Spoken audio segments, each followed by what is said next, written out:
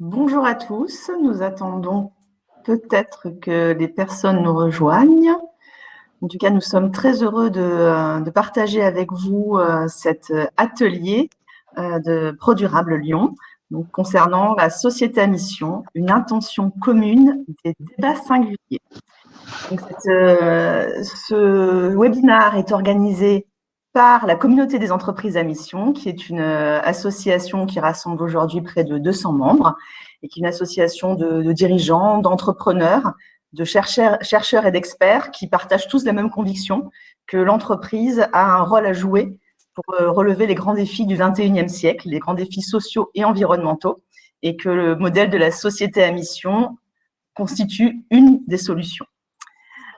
Alors, lors de ce webinaire, donc les intervenants, nous aurons les interventions de Thomas Hurier. Donc Thomas Hurier, qui est président fondateur de 1083, qui est très engagé notamment dans l'économie circulaire, avec notamment son jean infini, 100% recyclable et consigné. Il va nous expliquer tout ça.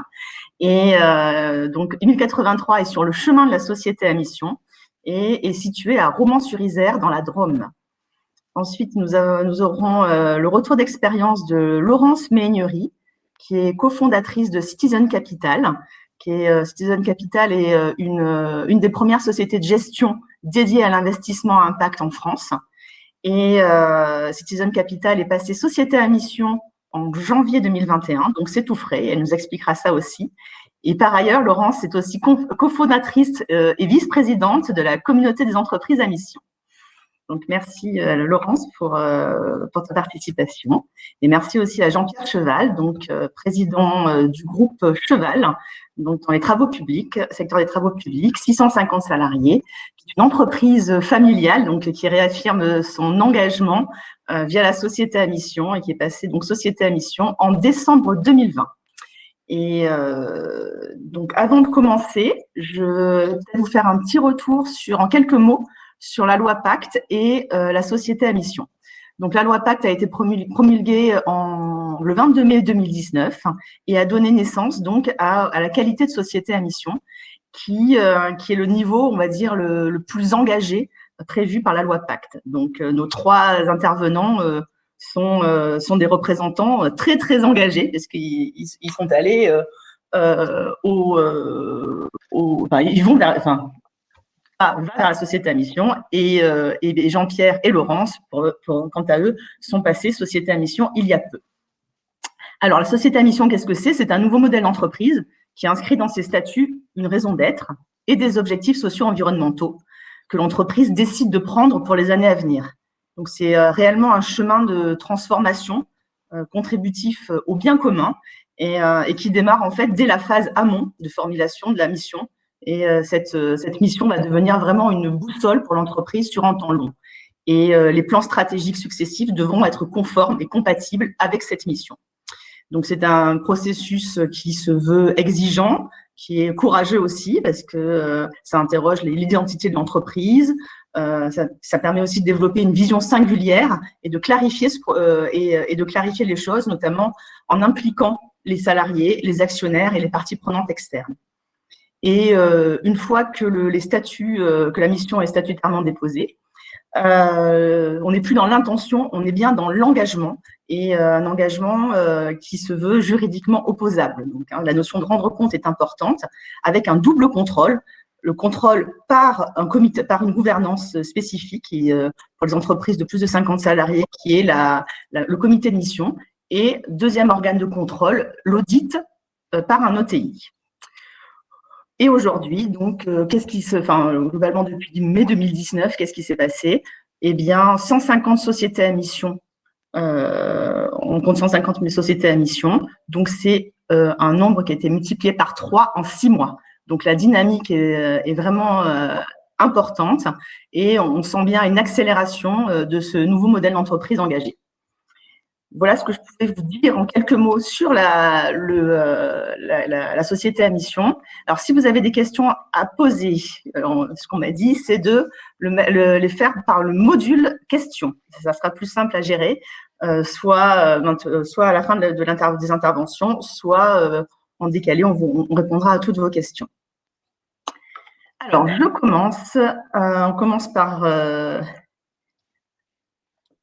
Donc, ouais, on commence par Thomas. Donc, Thomas, donc toi, donc tu es dans l'industrie textile. Tu es ce qu'on pourrait appeler une mission native, et tu es en train de transformer donc ton entreprise en société à mission. Quelles ont été tes principales, quelles sont tes principales motivations, on va dire, et où est-ce que tu en es de ta démarche? Bonjour à tous. En fait, nous, on a appris un peu les choses à l'envers. C'est-à-dire qu'on est né pour notre mission en 2013, donc fabriquer des jeans en France éco-responsable. En 2015, on a fait évoluer nos statuts en mettant une mission dans nos statuts. Cette mission, c'est amener chacun à produire et consommer dans l'économie circulaire. Donc, depuis le début, tous nos profits, tous nos projets tournent autour de cet objectif-là. Et là, on traîne un peu la patte parce qu'on est par monts et par vaux et on a plein de projets de front. Et on est en train de finir de boucler le processus administratif de l'entreprise à mission. Donc, on a fait un peu les choses à l'envers. Pour nous, c'est le bon sens, mais il faut qu'on rattrape un peu au niveau administratif pour être officiellement entreprise à mission. Et nous, le but, c'est simplement d'être clair, d'affirmer officiellement et durablement l'ambition originelle de 1083. On achète chaque année en France un jean et demi par an et par personne, ça fait 88 millions de jeans.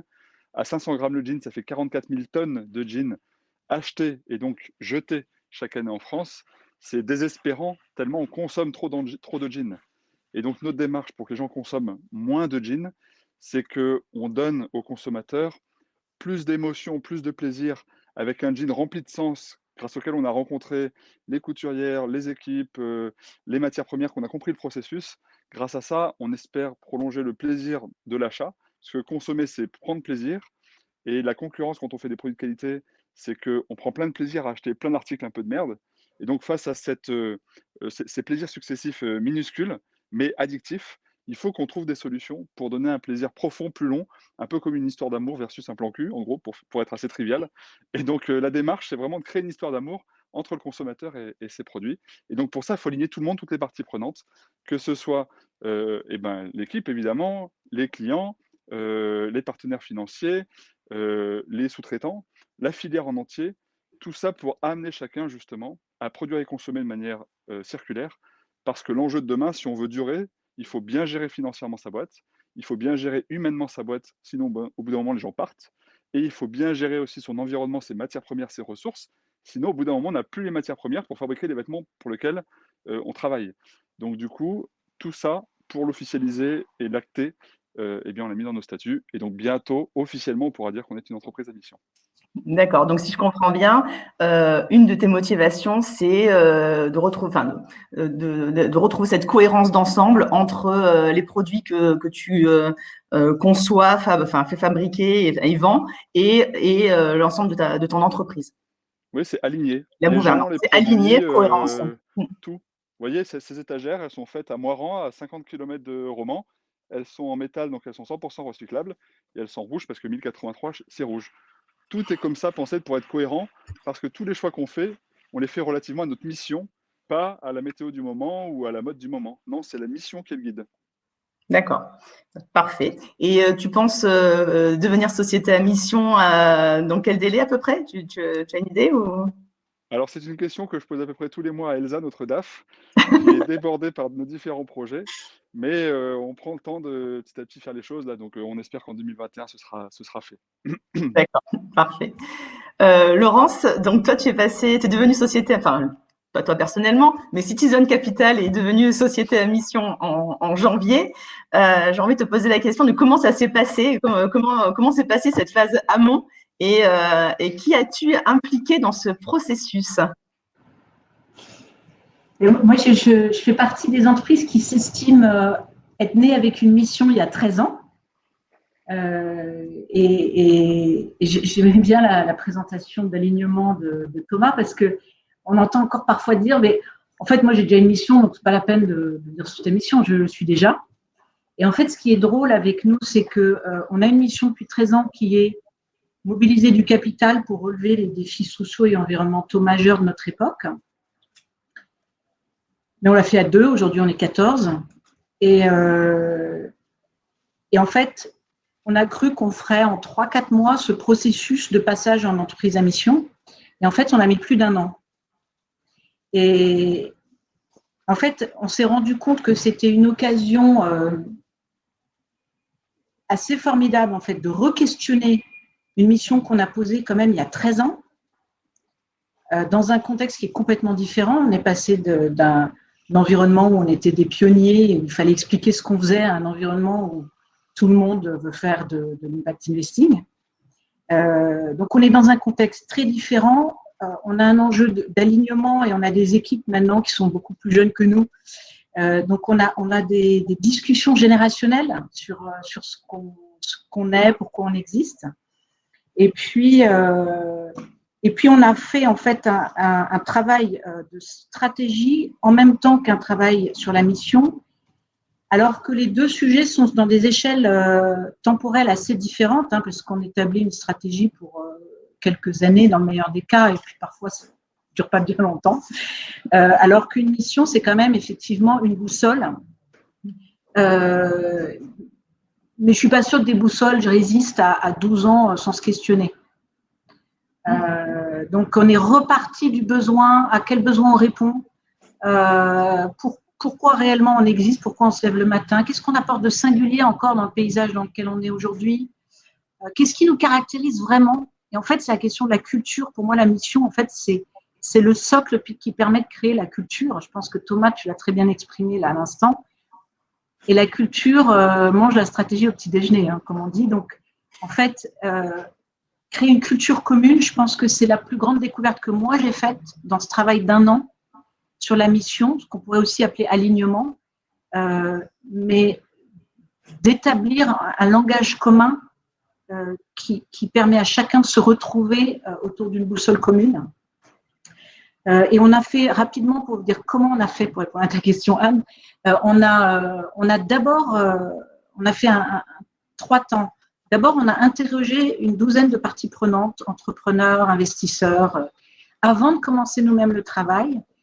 Et eux nous ont fait un retour. Donc ça, c'est un travail vraiment fait par quelqu'un d'extérieur sur leur perception de notre mission, de qui on est, de comment on travaille, de qu'est-ce qui nous caractérise de particulier. Et donc, les retours étaient assez intéressants. Donc, on a fait une sorte de décentrage sur nous-mêmes avant de commencer.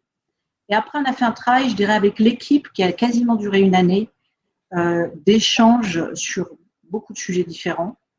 Et puis après, on a fait 3 séances avec ces mêmes parties prenantes, en disant, voilà, en fait, à quoi on a abouti.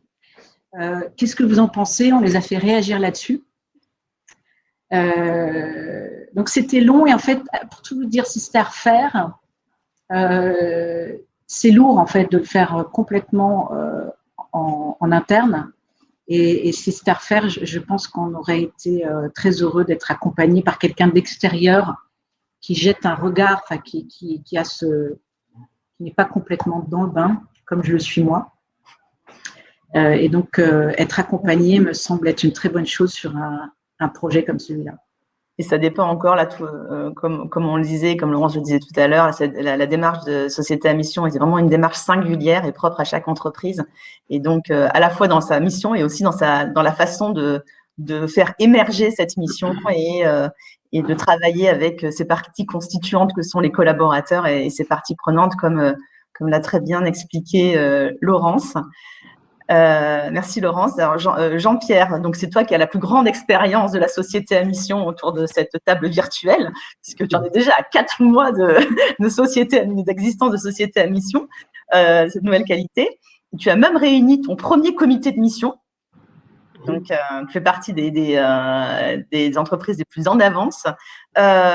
Donc, comment as-tu constitué, comment as-tu choisi tes parties prenantes dans ce comité de mission et quel retour d'expérience tu peux nous faire de ce premier comité de mission? Alors, bonjour à tous. Alors déjà, je vais rejoindre un petit peu les 2 premiers témoignages. C'est que je crois que c'est une culture que l'on a dans l'entreprise. Moi, je parle souvent de philosophie d'entreprise. Et du coup, le passage d'entreprise à mission, pour moi, il a été naturel quand j'ai vu le statut d'entreprise à mission à travers la loi Pacte. Je me suis dit, mais on y répond déjà. Donc, on ne s'est pas posé vraiment la question trop longtemps. Voilà, on a juste quand même vérifié ce qui était nécessaire et engageant. De plus, on a un métier, nous, qui est à mission, j'ai envie de dire, la profession de travaux publics porte bien son nom, parce que les travaux publics sont des aménagements, des infrastructures que que l'on réalise pour les populations, au service des populations. Donc, c'est vraiment un métier à mission. Ça rejoint un petit peu la philosophie de Thomas. Donc, c'était tout naturel. Et après, on a effectivement des modes de fonctionnement, des pratiques, des méthodes qui font qu'on est plutôt fier d'avoir dans notre ADN l'inscription d'une entreprise à mission à travers un mode de management participatif, à travers des méthodes où, très public, on a souvent un métier impactant sur l'environnement.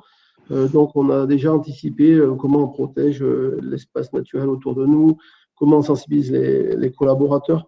Alors, on avait vraiment déjà beaucoup de thèmes qui avaient été mis en place. Donc, on a effectivement décidé de s'inscrire dans ce nouveau statut. On a commencé par écrire la raison d'être que l'on a faite avec le CODIR et puis définir le comité de mission. C'était important d'avoir un organe qui permette d'associer tout le monde, de fédérer tout le monde, que tout le monde puisse s'exprimer.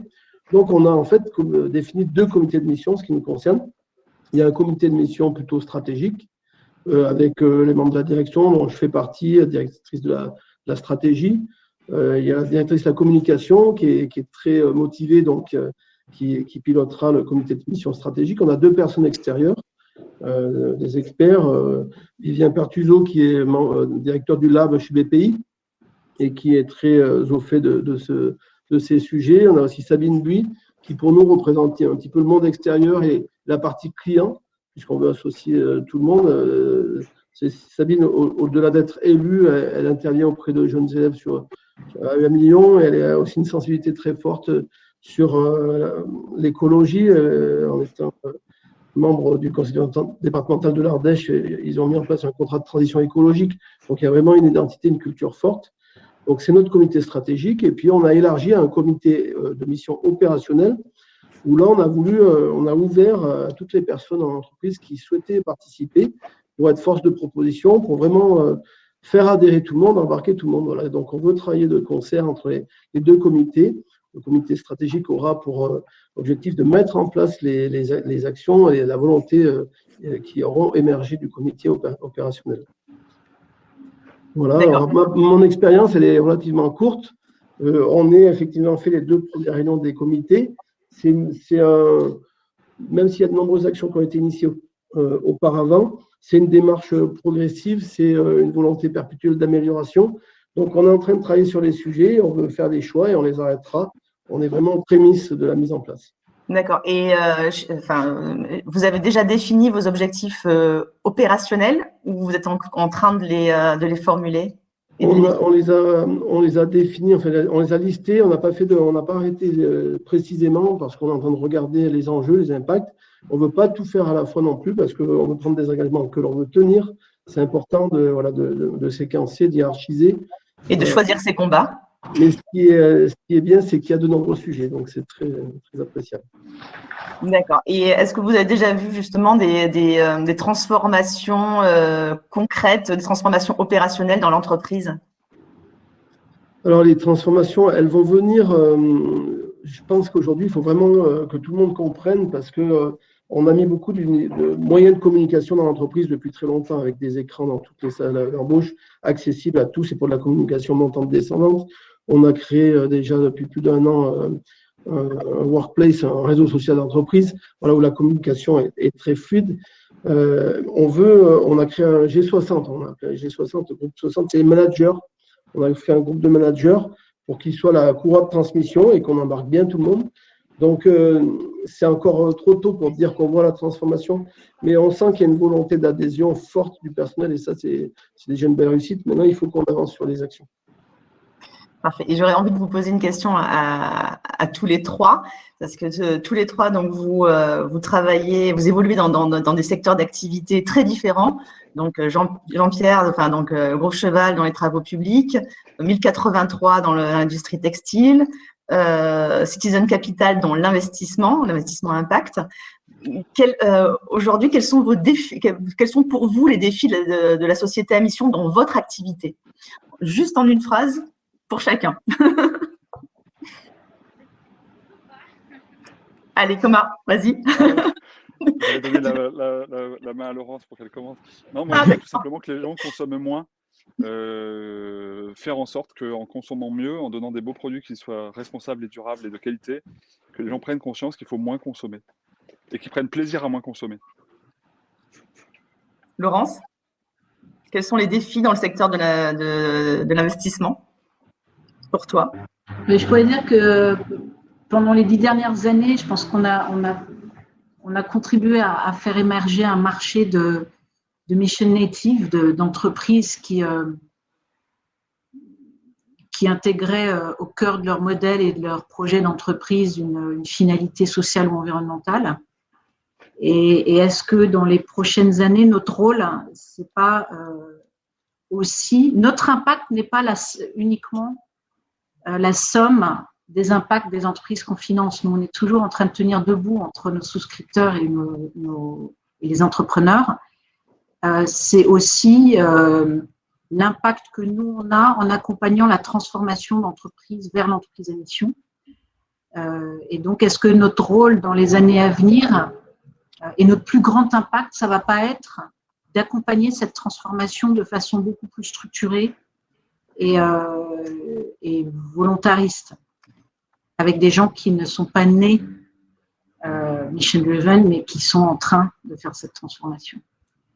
Merci.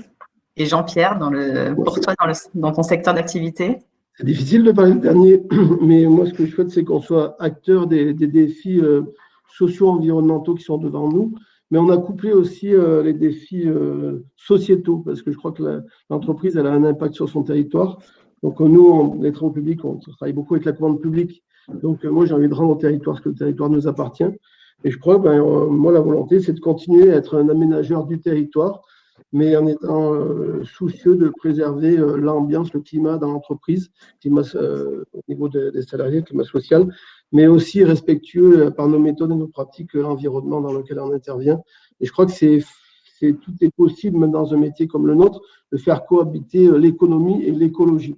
Et je veux bien insister sur l'économie parce qu'une entreprise se doit d'avoir un équilibre économique positif, c'est nécessaire, indispensable pour améliorer le pouvoir d'achat de nos collaborateurs, pour contribuer via la fiscalité aux collectivités.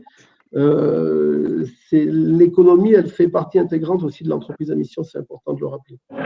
La performance économique est un prérequis pour pouvoir assurer ses engagements sociaux et environnementaux.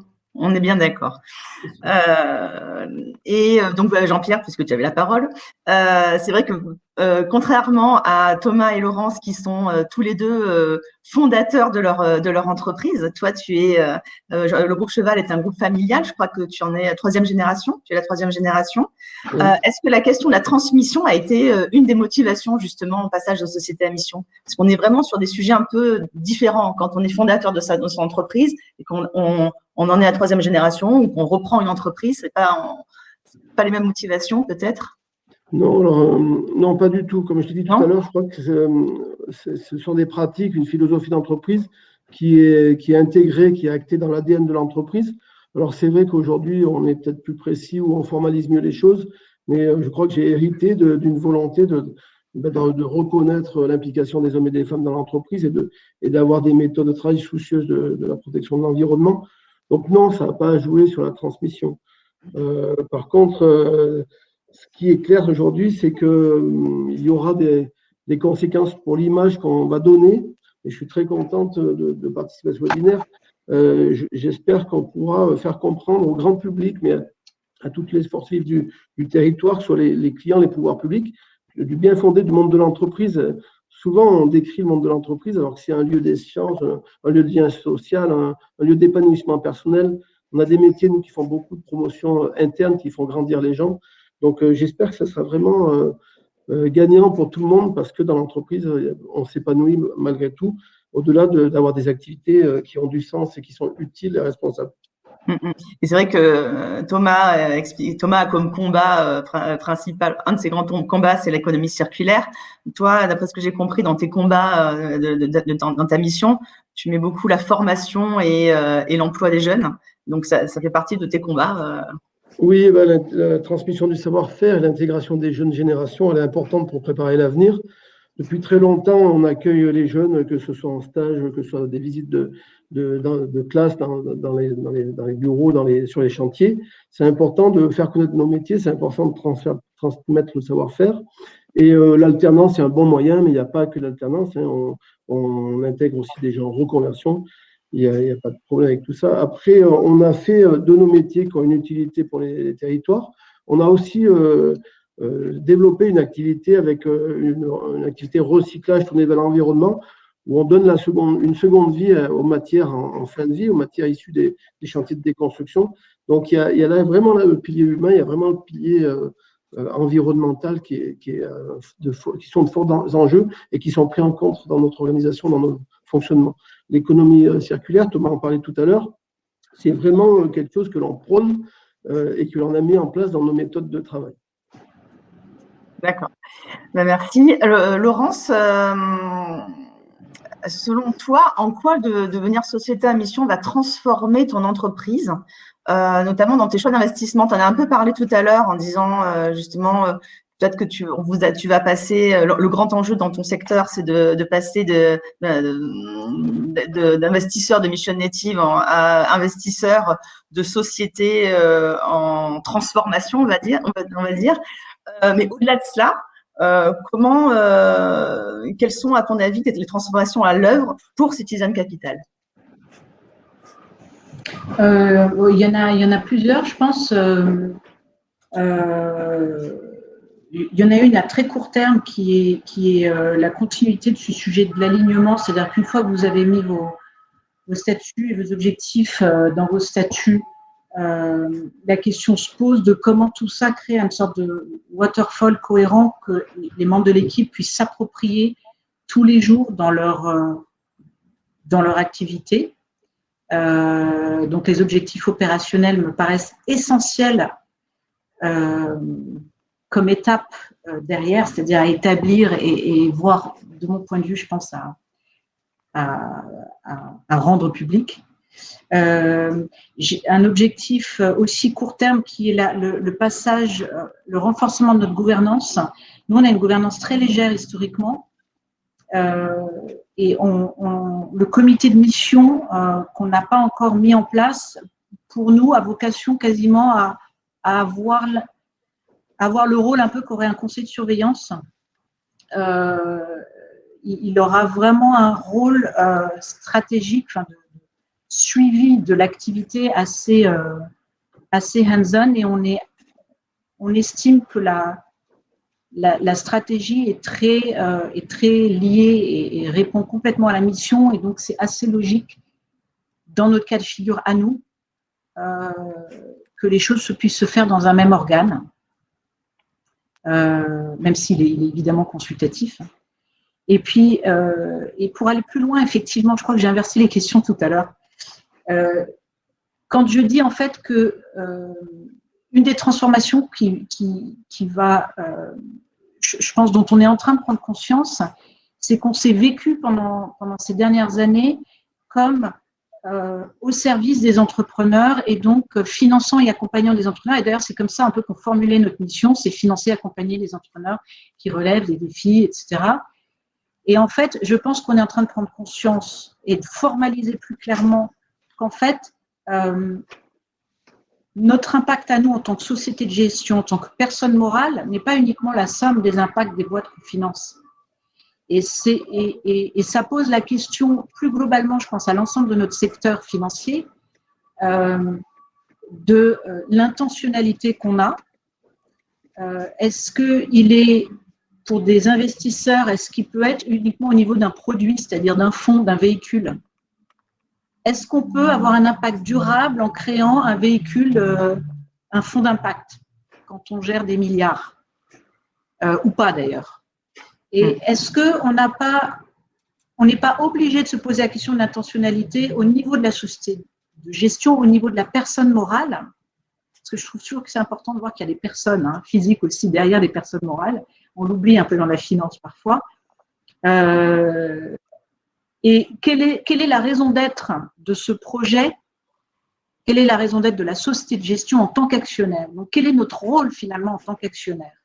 Et pas en tant uniquement leveur d'un fonds d'impact qui va avoir de l'impact.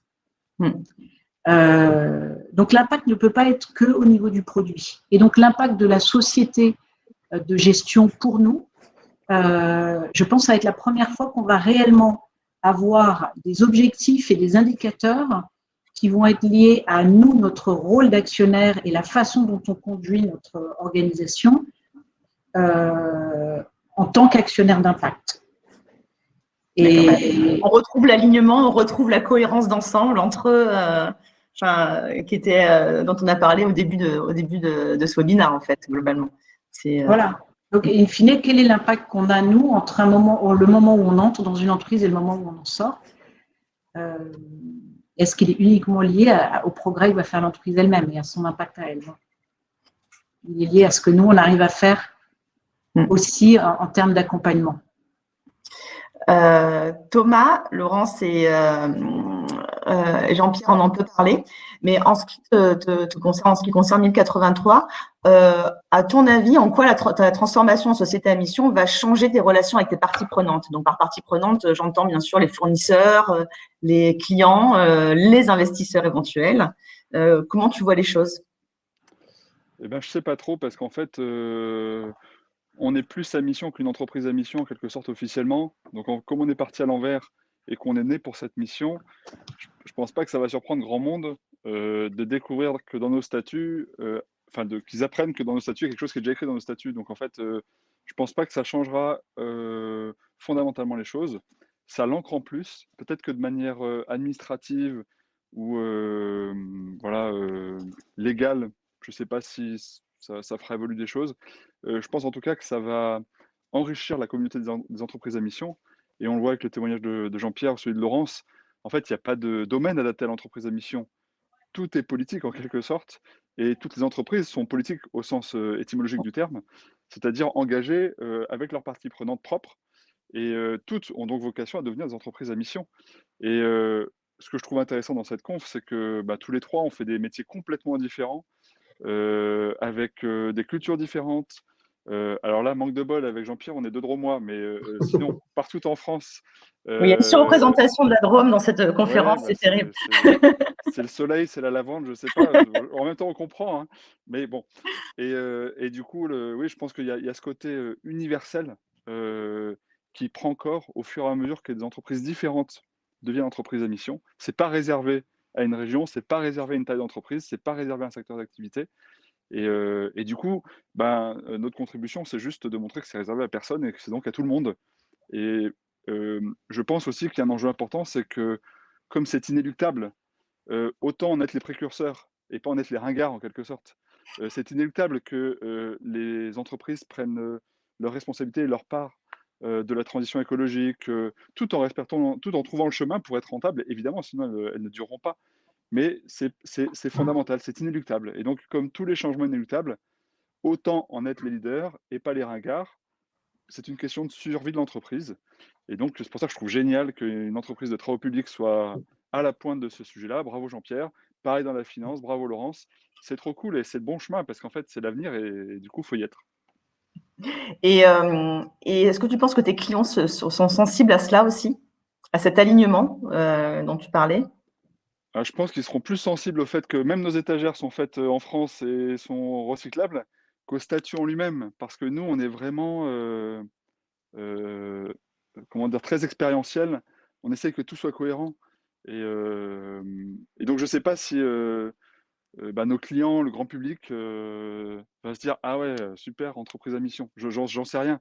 Je ne sais pas de quelle manière c'est populaire. Mais ce que je sais. Non, je parlais pas forcément du statut, enfin du tampon comme tu dis, enfin du changement statutaire, mais plutôt que les produits qu'ils achètent soient réalisés par une entreprise qui soit alignée dans ses façons de faire. C'est-à-dire que, comme disait tout à l'heure Laurence, on ne parle plus de produits, on parle d'entreprise. Oui, et ça clairement oui. Cette cohérence recherchée, assumée et scellée en quelque sorte par le statut d'entreprise à mission, c'est vraiment une source de confiance, je pense, pour les consommateurs, parce qu'on voit bien qu'il y a une vraie démarche sincère de progrès sur le sujet d'engagement choisi par l'entreprise. Donc oui, je pense que c'est très important. On cherche tous à fidéliser nos clients, par exemple. et ben, je pense que la cohérence, c'est la meilleure des cartes de fidélité. Parce que du coup, le client se sent en confiance, il voit qu'il peut compter sur son partenaire, et donc il continue, il joue le jeu avec. Et il est généreux en termes de, ben voilà, je vais choisir tes produits ou tes services, et généreux aussi parce que parfois on est confronté à de la concurrence, ou à du greenwashing, du Frenchwashing, ou voilà, et donc tout ça, pour faire face à ça, il faut être solidaire avec ses clients, il faut créer ce climat de confiance. Et l'entreprise à mission est pour moi un outil génial pour utiliser finalement le terme entreprise à mission comme une forme de tiers de confiance entre le consommateur, qu'il soit public ou privé, et les entreprises, grâce au comité à mission, etc. Donc, moi, je trouve que ça crée vraiment un cercle de confiance intéressant et encore une fois nécessaire pour les entreprises de demain, quoi. Merci. Donc, avant de passer aux questions, en 1 minute chacun, quels seraient pour vous les facteurs clés de succès que vous recommanderiez en fait à un dirigeant qui aimerait se lancer sur ce chemin de la société à mission? Thomas, on continue avec toi, du coup, comme tu t'es bien lancé. Alors, moi, je dirais la sincérité, soit par nature, soit subie par la prise de conscience de ce qu'appelle le marché. Mais du coup, tout ça, je fais cheminer vers la sincérité, donc je dirais la sincérité. Laurence? J'ajouterais à la sincérité, parce que je pense que la sincérité est effectivement très importante, le temps long, de prendre son temps, de surtout pas se dire qu'il faut avoir fini à tel moment, de prendre le temps de l'itération et de la recherche d'alignement. C'est extrêmement bénéfique pour l'organisation. Et puis, je trouve c'est intéressant de se poser la question de l'objet d'intérêt collectif. Je reprends le titre du rapport Notas-Sénard, mais qu'est-ce que ça veut dire être une organisation d'intérêt collectif? Et de se poser cette question pour sa mission, sa raison d'être, mais aussi la façon dont on anime le comité de mission. Comment chacun de nous peut être un maillon dans une chaîne plus large. Puis peut-être un troisième élément, moi je suis très sensible à la notion de qu'est-ce qu'on entend par contribution, et est-ce qu'on est bien en train de réfléchir à sa contribution au sein de son activité même, de son produit, de son service, et pas uniquement des externalités positives qu'on peut avoir. Jean-Pierre? Et donc, pour terminer, moi, je rejoins au-delà de la sincérité, j'ai envie de rajouter la conviction. Il faut que le dirigeant soit convaincu du bien fondé de cette forme d'entreprise, de ce statut d'entreprise à mission et des modes de management de pratique que ça oblige pour l'intérêt collectif. Voilà, il faut aussi être communicant et faire partager cette valeur, cette ambition, cette philosophie à ses collaborateurs, parce que ça peut être mené à bien que si tout le monde adhère. Et je dirais un piège à éviter, c'est peut-être croire que l'entreprise à mission, c'est uniquement de la communication. Pas du tout. On a beaucoup parlé de culture d'entreprise, de philosophie. Moi, je suis convaincu que c'est pas de la communication. Et malheureusement, les premiers, quand on commence à en parler, les gens disent mais on fait déjà, donc c'est que de la com. Mais non, si vous le faites déjà, inscrivez-vous. C'est engageant. Voilà, c'est du formalisme, c'est engageant. Mais venez. Je crois que toutes les entreprises ont les moyens, peuvent se donner les moyens de devenir entreprise à mission.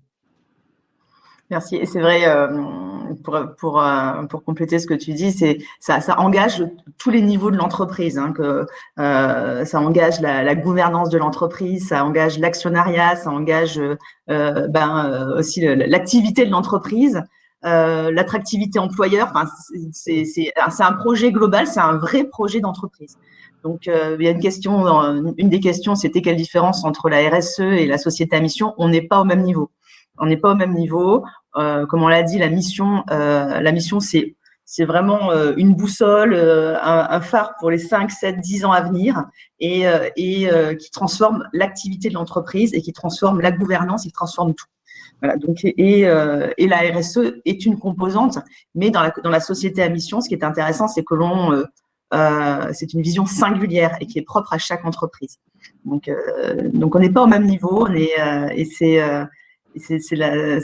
ça intègre vraiment certains parlent de la performance globale, mais on y est entre la performance économique, la performance sociale, la performance environnementale, ça ne fait qu'un. Voilà. Et c'est vraiment cela l'intérêt et l'esprit de cette loi Pacte.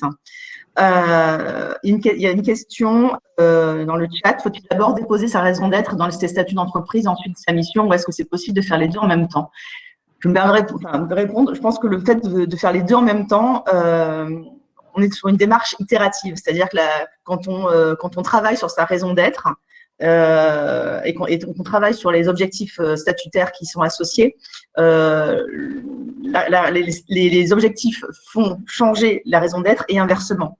Donc du coup, c'est vrai que, j'ai l'impression qu'on peut faire les deux, bien sûr. On peut déposer d'abord sa raison d'être et après ses objectifs et devenir société, demander la qualité de société à mission. Mais pour moi, l'intérêt, c'est de faire tout en même temps, notamment dans ce partage avec les parties prenantes. Que vous voulez ajouter quelque chose, Laurence, Jean-Pierre? En fait, j'étais en train de regarder la question de Rachel Loison. Les entreprises ou associations ne sont-elles pas naturellement des entreprises à mission? Je ne sais pas si je comprends en fait quelle est sa question. Non, j'avais rien à rajouter, sinon Anne, je trouve que tu étais très claire. Bon, d'accord. Mais peut-être sur cette question, et je ne sais pas si c'est vraiment la question de Rachel, une boussole, enfin, quelle que soit la raison d'être avec laquelle on est né et l'engagement qu'on a, une boussole, on peut la perdre. On peut perdre la boussole. Donc, même si on a un engagement, en fait, faire ce travail de passage en entreprise à mission permet de le partager, de le formaliser, de l'inscrire à long terme, formellement. Donc, j'ai tendance à dire que oui, même une association qui a naturellement un engagement gagne à faire un travail autour de sa mission. Bien sûr, elle n'aura pas la qualité de société à mission, puisque il faut être régi par le Code du commerce, voilà, pour avoir son établissement. Mais la démarche peut être faite par n'importe quelle structure. C'est-à-dire même la communauté des entreprises à mission s'est dotée d'une mission et nous avons élaboré cette mission. Elle est inscrite dans nos statuts d'association. On a joué le jeu du modèle que l'on prône, mais bien entendu, ça peut faire avancer tout type de structure. Et aussi une des questions, c'était est-ce que mission native ou pas, monde mutualiste, est-ce qu'on peut être coopérative et société à mission? Mais oui, bien sûr. Et il y en a un certain nombre. C'est-à-dire que 12% des sociétés à mission aujourd'hui relèvent de l'économie sociale et solidaire. Donc, ce sont soit des mutuelles, soit des coopératives, soit des ESUS. Donc, je pense qu'on peut être une coopérative sans mission aussi. On peut trouver une coopérative sans mission. D'où en fait, on gagne à faire ce travail, même en tant qu'organisation de l'ESS. Exactement. Je vois les questions qui continuent. Tout à fait.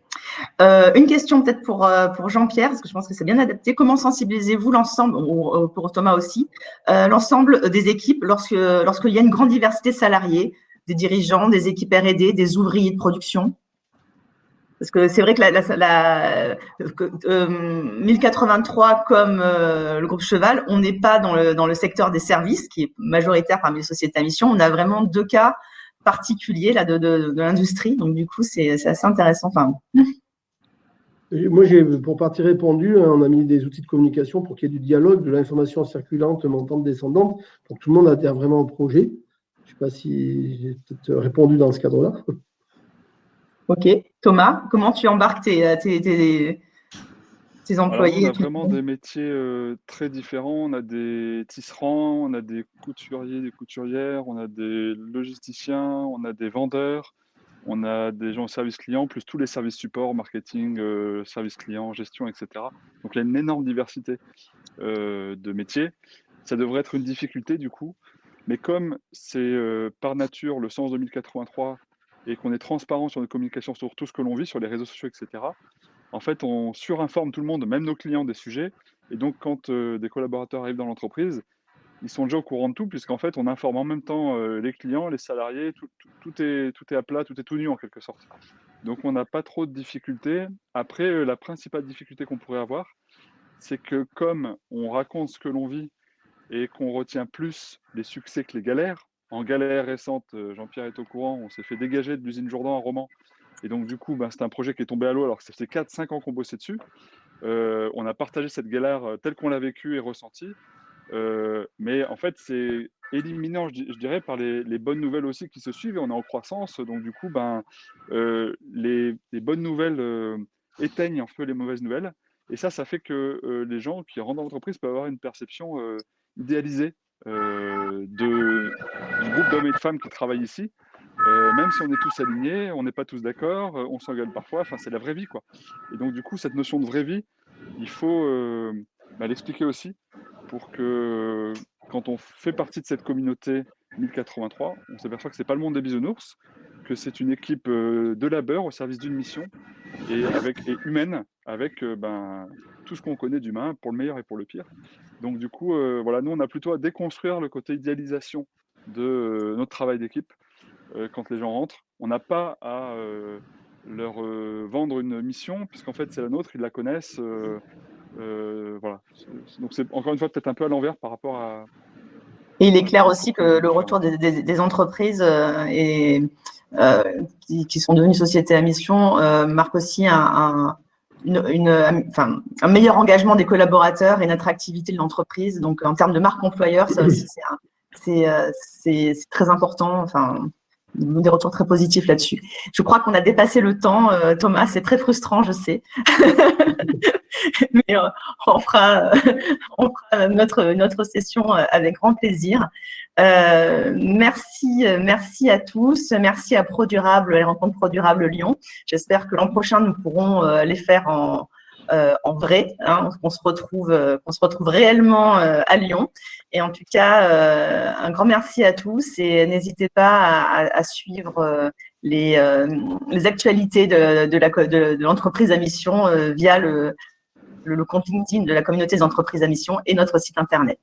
Voilà. Écoutez, je vous dis à très bientôt et j'espère que nous aurons beaucoup de questions qui arriveront vers la communauté. N'hésitez pas à nous contacter et à nous rejoindre. Très bon après-midi à tous et merci encore Jean-Pierre, Thomas et Laurence.